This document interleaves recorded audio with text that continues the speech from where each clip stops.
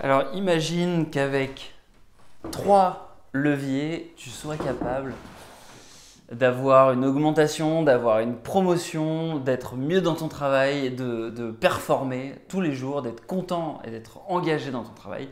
Je me suis posé cette question, notamment à travers différentes formations, différents échanges que j'ai pu avoir dans le dernier mois, les 3-4 derniers mois, dans mon travail.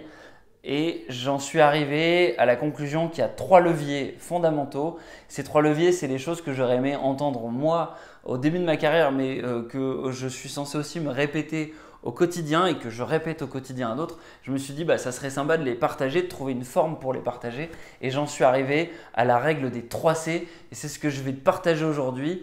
J'espère 2 choses. D'abord que si tu rencontres en gros des difficultés de carrière et dans ton travail de manière générale, peut-être que tu vas trouver des solutions tout de suite, que tu pourras appliquer tout de suite. Et si c'est le cas, j'en serais ravi. Et dans ce cas, il ne faudra pas oublier de mettre un petit commentaire pour expliquer, tiens, je suis content, Quentin, ce que tu m'as donné aujourd'hui, ça m'a permis de résoudre tel problème. Et puis ensuite, c'est des principes qui permettent aussi de t'inscrire dans la durée et de développer des choses, vraiment d'avoir une carrière intéressante. Donc, j'espère aussi que tu seras reconnaissant et que dans 1 an, 2 ans, 3 ans, tu reviendras sur cette vidéo en disant tu m'as parlé des 3C tel jour. Alors je ne sais plus quel jour on est exactement, mais voilà, en mai 2022, j'ai vu cette vidéo d'Active Worker et vraiment, j'ai trouvé que c'était incroyable. J'ai appliqué ça et ça m'a servi pendant toute ma carrière. C'est vraiment mon souhait. Donc voilà, je vais te livrer ça aujourd'hui. Avant ça, n'hésite pas du coup à t'abonner, à activer la cloche. Je te dis ça parce que moi, je n'active jamais la cloche sur les chaînes YouTube. Mais Adil, qui est un fervent Active Worker qui regarde cette chaîne régulièrement, m'a dit que clairement, ça pouvait booster la chaîne. Donc voilà, si tu veux qu'il y ait plus de personnes qui suivent la chaîne, abonne-toi. Et si tu veux, toi, ne louper aucune vidéo qui ne puisse avoir un impact important sur ta carrière, tu actives la cloche, comme ça tu seras mis au courant. Et voilà. Et puis bien sûr, si la vidéo t'a plu à la fin, n'hésite pas à mettre un like, mais je te le rappellerai en fin de vidéo. Donc, on en vient tout de suite aux 3C. Alors, le premier C sur lequel je voudrais attirer ton attention, c'est le C de confiance. Confiance, pourquoi? Parce qu'en fait, si tu veux, quand tu évolues dans une carrière, quand tu évolues dans un travail, que ce soit à court, moyen ou long terme, ce qui se passe, c'est que les gens investissent du temps sur toi. Donc, quelque part, tu es un investissement pour les gens dès lors que tu commences à parler avec eux. Et ce qui va faire que les gens t'écoutent, c'est la confiance. C'est le fait que tu aies forcément une position, un mandat par rapport au travail que tu as actuellement vis-à-vis d'eux. Mais du coup, ça s'applique quels que soient les gens avec qui tu discutes. Ton chef investit du temps sur toi parce que tu as le mandat de travailler là où tu es aujourd'hui. Et il investit du temps parce que peut-être qu'il a validé ton profil au recrutement, peut-être que du coup, on t'a confié à lui en tant que ressource pour atteindre ses objectifs. Dans tous les cas, il est obligé d'investir du temps avec toi pour travailler sur les objectifs qu'il a et sur les objectifs qu'il te donne. Donc dans tous les cas, c'est un investissement de sa part. C'est la même chose pour tes collègues. Tes collègues investissent du temps sur toi pour t'accompagner parce que c'est des gens dans ton équipe et c'est des gens qui du coup ont intérêt a priori à ce que l'équipe réussisse et donc ils investissent du temps sur toi. Et enfin, si tu es manager, tes collaborateurs, ils investissent du temps sur toi, sur ta personne de manager. Donc dans ces 3 cas, quel que soit le niveau hiérarchique, que ce soit un niveau supérieur, un niveau entre guillemets inférieur si tu as des collaborateurs avec tes managers ou un niveau équivalent si tu as des collègues, dans les 3 cas, la confiance est hyper importante et ça va driver la logique de réseau, le fait qu'il faut être capable de travailler son réseau, notamment pour investir du temps que les gens aient envie d'investir sur toi. À partir du moment où tu comprends ça, tu comprends qu'il y a une logique un petit peu de karma. Tout ce que tu fais, ça peut t'apporter du positif dans ta carrière. Alors ça, c'est une logique un peu ésotérique. L'autre logique un peu plus transactionnelle, c'est le principe de réciprocité. Tout ce que je fais pour autrui, potentiellement autrui se sent redevable et doit donc me le rendre derrière. J'ai fait une vidéo là-dessus dans les principes d'influence et manipulation de Robert Cialdini. C'est un livre qui est très intéressant sur la psychologie et le principe de réciprocité explique ça très bien. Donc tout ça, je te l'explique pour t'expliquer le principe de confiance qui est le principe numéro 1 de la règle des 3C pour pouvoir bien gérer ta carrière et c'est les 3 leviers sur lesquels tu dois miser pour gérer ta carrière. Le deuxième levier, si tu veux pouvoir développer le principe de confiance, il y a un autre principe sous-jacent, c'est le principe de courage. Courage, ce que ça veut dire, c'est que tu dois être capable de prendre des risques justement pour les autres.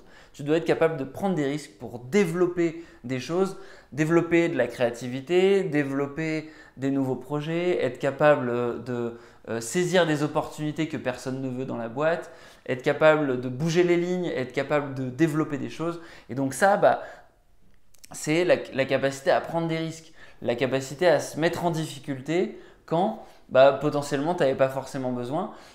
Pourquoi? Parce que ça va évidemment bénéficier à la notion de confiance. Les gens vont te faire confiance parce qu'ils se disent tiens, cette personne-là, elle est capable de prendre des risques pour moi. Donc l'idée, ça va être de miser sur des opportunités pour pouvoir essayer de bouger les lignes, pour pouvoir essayer d'aller chercher plus, pour pouvoir essayer de te mettre en avant et essayer de dire voilà, moi, par rapport aux autres, je fais ça. Et ça, c'est essayer de devenir une singularité. Et ça, tu peux le faire en réfléchissant par rapport à ton profil. Alors, je partage souvent le framework de Reid Hoffman, qui est le fondateur de LinkedIn. Et je le refais, je me répète. Si tu l'as déjà entendu, je suis désolé, mais c'est toujours une bonne chose à écouter. Reid Hoffman, le fondateur de LinkedIn, il explique dans son livre The Startup of You que les personnes qui gèrent le mieux leur carrière sont les gens qui gèrent leur carrière comme une startup. C'est écrit dans le titre. Et il a plusieurs données pour étayer sa thèse avec LinkedIn où il y a des tas et des tas de gens du coup qui évoluent, donc il est capable de dire voilà, les personnes qui réussissent mieux, elles ont tel profil. Et donc ce framework, c'est lequel? C'est celui de dire voilà, il faut toujours avoir trois choses, un focus sur ses aspirations. Les aspirations, c'est du moyen long terme, c'est ce que j'ai envie de faire dans le futur. Les compétences marché, c'est ce que je peux vendre tout de suite, c'est du court terme. Et puis mes forces, c'est ce que je suis capable de fournir de manière intemporelle. Par exemple, là aujourd'hui, moi si je te parle sur YouTube et pas sur un blog, c'est parce que je suis quand même un peu meilleur à l'oral qu'à l'écrit. Et donc j'ai plus de facilité à traduire mes idées à l'oral à travers une vidéo plutôt qu'à l'écrit, tout simplement. Et donc, ça c'est une force et du coup, je fais une chaîne YouTube plutôt qu'un blog. Donc toi, à ton niveau, dans ton travail, tu dois pouvoir définir tes forces, tu dois pouvoir définir tes aspirations, ce que tu as envie de faire et tu dois pouvoir définir les quick wins d'un point de vue marché, ce que les gens attendent et ce que tu peux fournir tout de suite pour lesquels tu vas pouvoir dégager un budget, tu vas pouvoir dégager un nouveau centre de profit, être capable de vendre quelque chose tout de suite à court terme que les gens vont acheter tout de suite. Ce n'est pas forcément la chose que tu préfères faire, les aspirations. Ce n'est pas forcément la chose pour laquelle tu es la meilleure, ce n'est pas forcément une force, mais c'est une opportunité de marché. Et l'idée, c'est d'essayer de développer du courage pour te challenger sur ces différents domaines-là.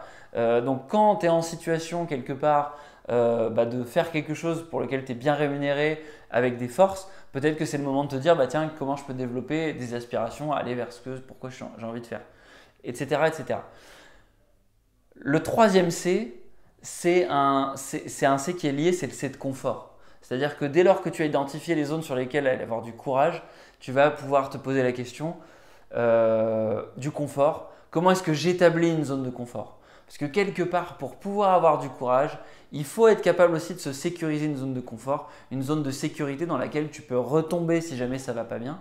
Et c'est super fondamental d'avoir ça pour t'inscrire dans la durée. Parce que quelque part, quelqu'un qui serait capable d'inspirer confiance, quelqu'un qui serait capable de faire preuve de courage, de prendre des risques, mais qui n'est pas capable de s'inscrire dans la durée, en fait, c'est un mytho. C'est quelqu'un qui va être capable de faire prendre des risques à tout le monde, mais qui en fait, à la fin, c'est du vent. C'est quelqu'un qui s'en va, qui va de projet en projet et qui tous les 2, 3, 4 mois change.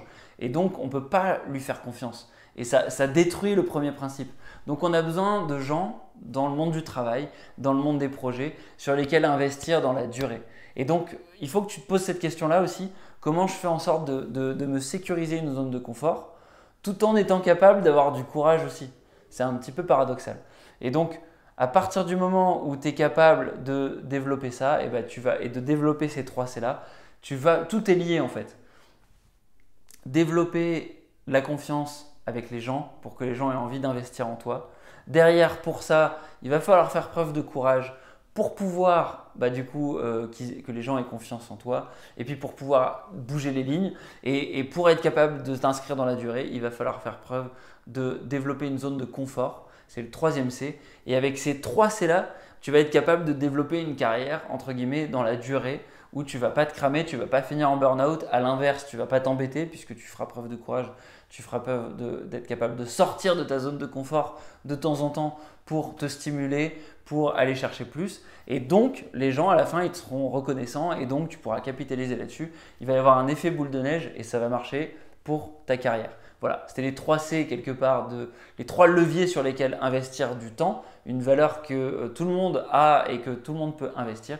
Donc si cette vidéo t'a plu et puis que tu as appris des choses, n'hésite pas à la liker, la partager avec des gens où tu te dis bah tiens, ces gens pourraient avoir besoin de ce conseil-là. Moi je te dis à la prochaine, ciao ciao.